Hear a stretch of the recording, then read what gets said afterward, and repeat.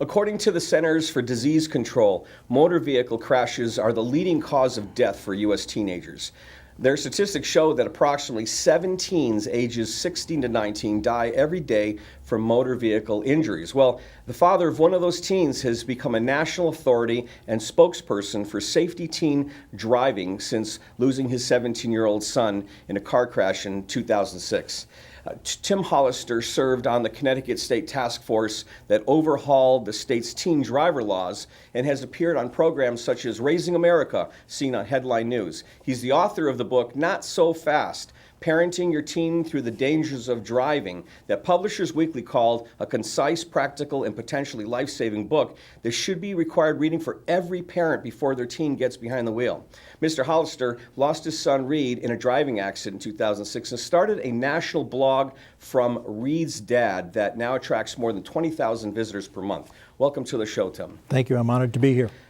Now, you've got quite a story to tell, because I think as a parent myself, parents fear this, because you know what, we raise them from the cradle up there, and we get them into teen years, and we're like, when we get them into teen years, like, whew, we made it, but not quite. There's still a few more hurdles for us to make as parents. So tell us about what happened, what you can.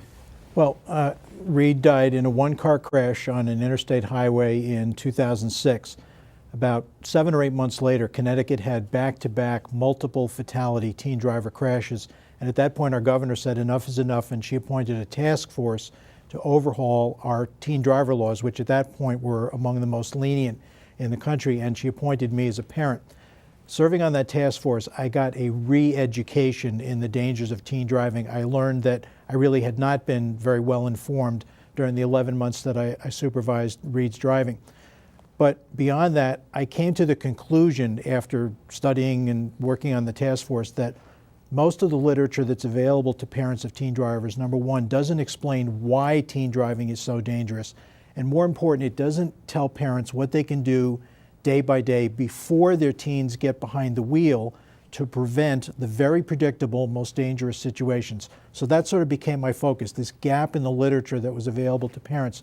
So as you mentioned, in 2009, I started my national blog for parents, which is called From Reed's Dad, and it developed a following. And then about 2 years ago, some of the national traffic safety organizations came to me and said, you've got enough material on your blog for a book. And so the result became Not So Fast, which came out about 7 months ago. So that's a couple of years compressed into a few sentences.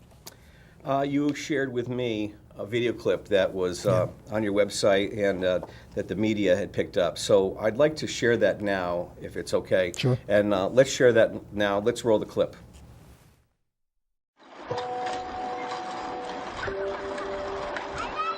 From when he was an infant, he was a bundle of energy. As he got older, he had more friends than we could ever keep track of. He was a people person right from the get-go.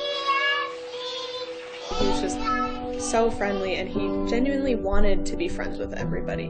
I don't know how else to explain it. He was just the nicest person. Oh, hi, Mommy. Here, this is what it says. I do remember the day we allowed him to buy a used car.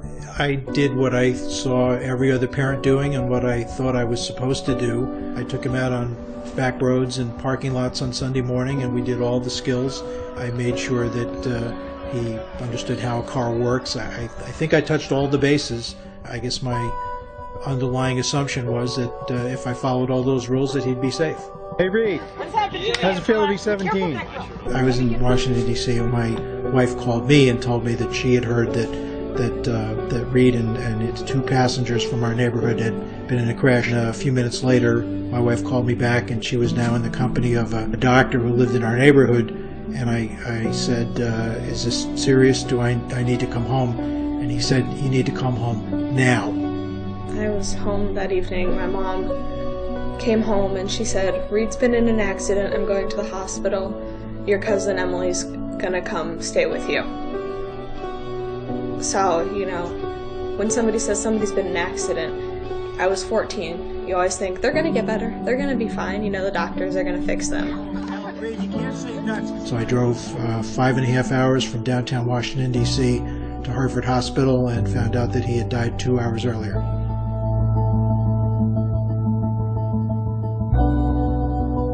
We We spent a lot of time looking for a car that was safe, and he didn't crash the entire 11 months that he was driving before his fatal crash, so I think that was my mindset. No news was good news. I went there and I sat with my mom and we cried, and I mean there's a hole that's never going to be filled. I think the hardest things were when we were figuring out, what clothes he was going to be buried in. So I picked out, his khaki shorts and his bright pink polo because that was his favorite thing to wear. What does a 17-year-old want to be buried with? Right up, Reed, right up. Good behind. The experts say it takes 3 to 5 years to become a relatively safe driver. So compare that to the 40 hours that we require. That's a drop in the bucket in terms of getting licensed.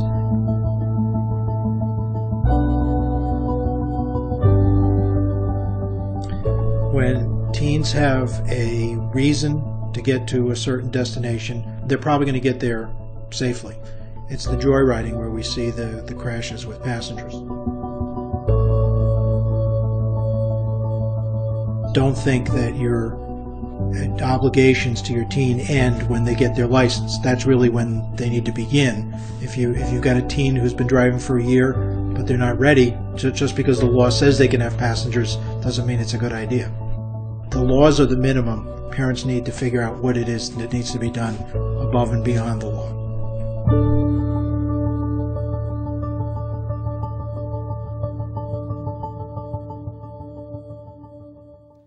It's a hard choice to share your story, and I'm so glad that you did. Thank you. In fact, when I was considering having you on the show, I'm not sure I wanted to do that, but I appreciate the fact that you're willing to come here and do that, because so many of the lives are going to get saved because of Reed and because of your willingness to talk about it. And awareness in anything is what keeps us safe. It allows people to make changes, and if we don't have that awareness, sometimes we just get stuck in our unconscious world. So I really appreciate you willing to do that and to tell a Reed story. So I have a couple of questions, if you don't mind.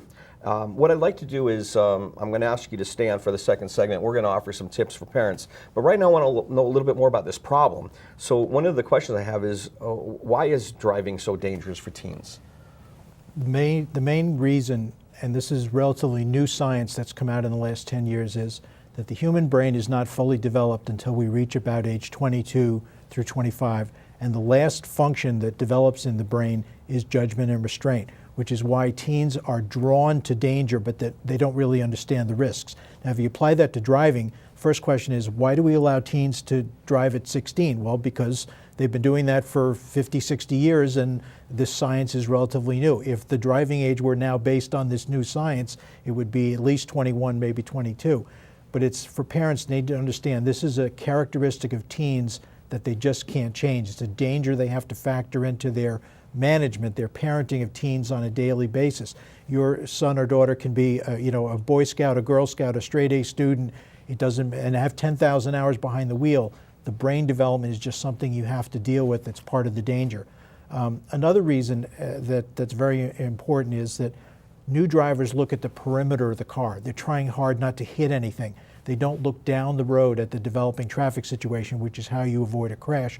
And then third, we train our teens on local roads and familiar streets in compact cars, and then they drive an SUV or a high-performance vehicle on the Mass Pike into Boston. So they're learning to navigate and drive at the same time. It's a very formidable challenge. Parents need to understand just how dangerous it is.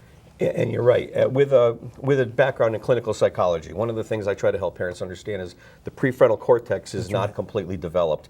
This is where judgment comes from. This is the area. So when I tell parents that even the part of the brain that helps them judge, like whether it's sexting or driving or anything, what happens, I think, what research has shown through brain scans, the part of the brain that wants the risk lights up brighter and overpowers the underdevelopment part of the brain. Exactly. And they don't understand. That's why they get mad at their parents. They go, "What's the matter? You don't trust me?" Yeah. But you're right. And this is not science that you and I learned in high school or college. It's relatively new because of the brain scans. Yeah. Tell us quickly about the graduated driver laws. Well, graduated driver laws exist in most states now in varying degrees, but basically a graduated driver law is letting out the tether for a teen driver in small increments targeting the most dangerous situations. So the most prominent one is no passengers for the first 6 months or a year of driving, curfews, night driving limitations, requirements of seatbelts, no electronic devices, no texting, nothing of that kind. It's all aimed at that making sure that the danger or the exposure to danger is minimized until the teen really has a significant amount of experience under their belt, at least a year. Very important, and if they get it in small increments, it allows the wiring of the brain to begin developing to notice these kinds of things. Right. Purposeful driving as opposed to joy riding, which was brought out on the video clip. Tell us a little more. When I bring this up to parents, they kind of have an aha moment. It's just below our consciousness.